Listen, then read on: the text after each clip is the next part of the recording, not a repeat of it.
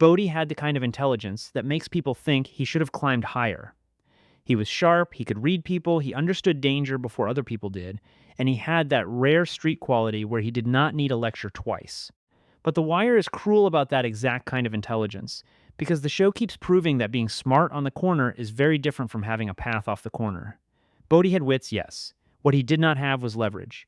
And in Baltimore, leverage matters more than brains. From the beginning, Bodie is not presented as some random corner kid who only knows how to sell drugs and talk tough. He is young, but he already has a code. He understands status. He understands fear. He understands when somebody is weak, when somebody is dangerous, and when somebody is pretending to be more important than they are.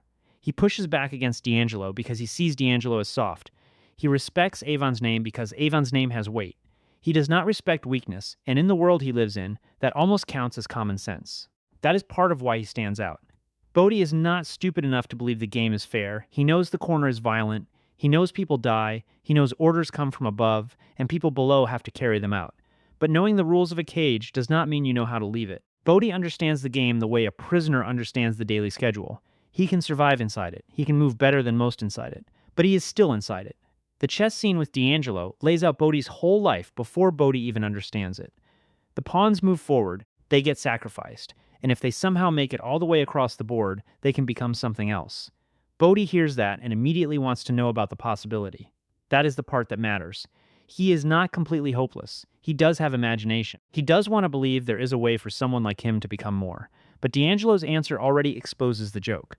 Pawns usually get taken. The king stays the king. Bodie's tragedy is that he is smart enough to understand the game, but he is born into the wrong square. He does not have Avon's bloodline. He does not have Stringer's education or business instincts. He does not have Prop Joe's network. He does not have Marlowe's emptiness. He has courage, discipline, loyalty, and a strong instinct for the street. Those things make him useful. They do not make him powerful. In the Barksdale organization, Bodie's role is clear. He is valuable because he can hold a corner. That sounds small, but in The Wire, corners are the whole economy. The higher-ups talk, scheme order hits, and move money, but the corner is where the business actually breathes. Bodie can keep young boys in line. He can stand his ground. He can take pressure. He does not fold easily. For a crew, that is gold. The problem is that being good at that job traps him in that job. The better Bodie is at surviving the street, the more the organization sees him as a street asset. Nobody looks at him and thinks, this kid should be trained for command. They look at him and think, this kid can hold down a package. That difference is everything.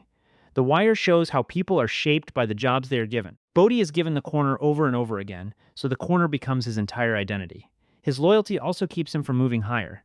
That sounds backward, because in gangster stories, loyalty usually gets rewarded. In The Wire, loyalty mostly makes you easier to use. Bodie follows orders even when they scar him. The clearest example is Wallace.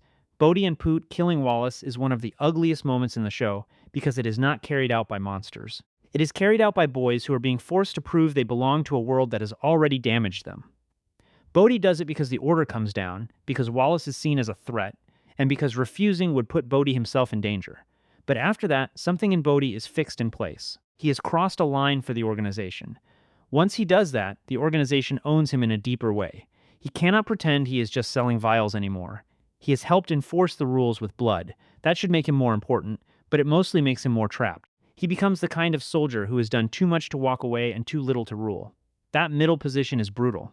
He is trusted enough to be given responsibility, but never trusted enough to be given real power. He is respected on the street, but respect on the street has a low ceiling. It protects you from being treated like a child sometimes. It does not protect you from the next system rolling in and wiping out everything you thought mattered.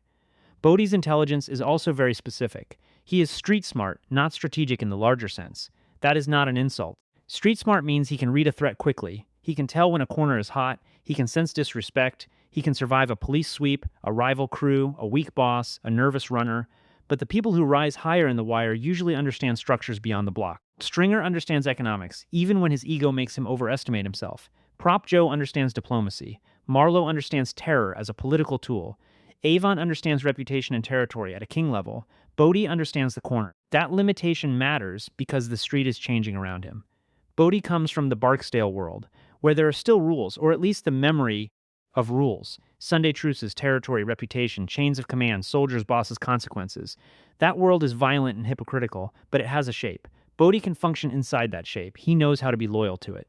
Then Marlowe comes in and the temperature changes. Marlowe does not care about the old rules. He does not care about whether a man carried himself well whether he has history, whether he stood tall for years. Marlowe's world is colder. It is more paranoid. It does not want soldiers with pride. It wants obedience without memory. Bodhi cannot become more in that world because the qualities that made him valuable under Avon make him dangerous under Marlowe. This is why Bodhi's final stretch is so sad. He is one of the few street characters who can see that something has gone wrong with the game itself. He knows the street was always dirty, but Marlowe's version feels different to him. People disappear. Corners change hands without the old kind of war. Fear becomes quieter and more total. Bodhi is still a dealer, but now even that role has been hollowed out. He is no longer a young pawn hoping to become something. He is an old pawn by street standards, standing on a square nobody respects anymore.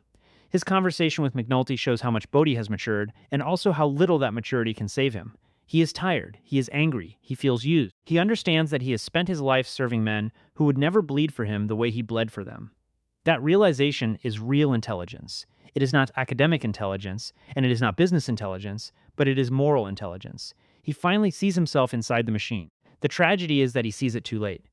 By the time Bodhi starts speaking honestly, he has nowhere to put the truth. He cannot go to school. He cannot become a businessman. He cannot enter the regular world with a clean resume and a normal future. He cannot even switch sides safely, because in his world, talking to police is enough to get you marked. His mind opens right when every door is already closed. Bodhi also has too much pride to run. That is one of his greatest qualities and one of the reasons he dies. He refuses to leave his corner because the corner is all he has. To someone outside that life, this can look stupid. Why die for a slab of pavement? But for Bodhi, leaving the corner means admitting his whole life meant nothing. It means Wallace meant nothing, the years meant nothing, the loyalty meant nothing, every beating and scare and close call meant nothing. If he walks away, what exactly is he walking away as? That is how the street keeps men like Bodhi in place. It gives them so little that the little becomes sacred. A corner, a reputation, a name people know, a few boys who listen when you talk. None of that is real power, but when you grow up with nothing stable, it can feel like property. Bodhi defends the corner because it is the only proof he has that he existed with any weight. And this is where the wire is sharper than a simple he wasted his potential story. Bodhi did not just fail to become more. The world around him never built a ladder. People love to talk about potential like it is something that automatically turns into success if the person wants it badly enough. The show rejects that. Potential needs somewhere to go. Bodhi's intelligence keeps getting redirected back into survival. Every lesson he learns is a lesson in staying alive inside the drug trade. Every promotion he gets is really a deeper investment in the same trap. The schools do not catch him. The police do not save him. The organization does not develop him. The city does not offer him a believable alternative. By the time we meet Bodhi, he is already deep inside a system that has decided what he is for. He is labor, he is muscle, he is a body on a corner, he can be clever, funny, brave, observant, loyal, and even wise in flashes, but none of those traits change his function. That is why his death feels larger than just one character getting killed. Bodhi dies because he finally becomes emotionally bigger than the role he was assigned. He starts as a corner boy who believes in the game. He ends as a man who sees the game chewing through everyone around him. But The Wire does not reward that realization with escape. It lets him understand just enough to feel the full insult of his life before the street takes him. The reason Bodhi never became anything more than a street dealer is that the street was the only institution that ever claimed him, and it claimed him for one purpose. His wits made him better at that purpose. They helped him survive longer than Wallace, longer than many of the boys around him, and long enough to become one of the show's clearest examples of wasted human material. But they did not give him ownership, protection, education, capital, or a real path upward. He was smart, but he was not free. He was loyal, but he was loyal to people who treated loyalty as fuel. He was brave, but bravery on a corner mostly means you stay in place while the gunmen come. Bodhi had enough brains to know the game was rigged, and enough pride to keep playing once he realized it. That is the cruelest part of him. He was never just some corner dealer because he lacked the mind to become more. He stayed a corner dealer because every part of his world taught him how to stand tall in one place, and almost nothing taught him how to leave.